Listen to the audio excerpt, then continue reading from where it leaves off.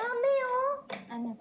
Wow! Ang daming star! Oo nga, baby girl ko. Ang galing-galing talaga.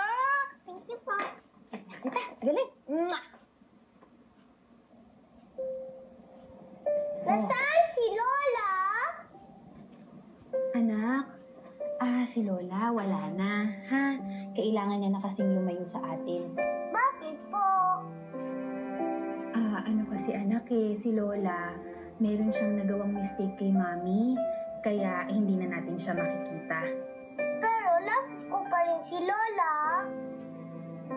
Anak, hindi mo na siya Lola, ha? Ganun po ba yun? Mama, kapag nagkamali ka, hindi na rin kita mama.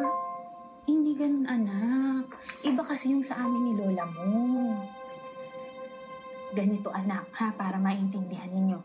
Kasi, di ba, kapag sa school, di ba kapag may test kayo, di ba kapag marami kang mistakes, babagsak ka? Ganun din kasi si Lola kay Mami. Marami na siyang mistakes. Ilan po?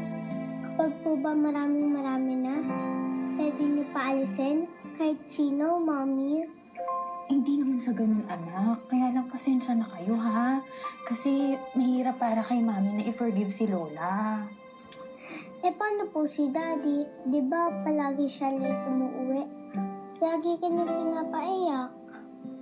Ibig sabihin po ba nun, hindi niyo na siya pwede i-forgive? Chika dito, Maika. Iba si Daddy, ha? Si Daddy, kahit anong gawin niya kay Mami, lagi niyang i-forgive. Iba yun, ha? Bakit po? Kasi Daddy mo siya. Si Daddy, sobrang love ni Mami. Ha? Kung pwede niyo po i-forgive si Daddy, bakit po si Lola hindi?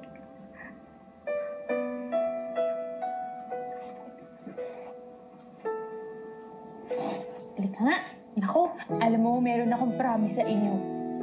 Promise ko na tayong tatlo, tayo nila Daddy. Talagang forever and ever tayong magkasama. Happy family tayo, walang iwanan.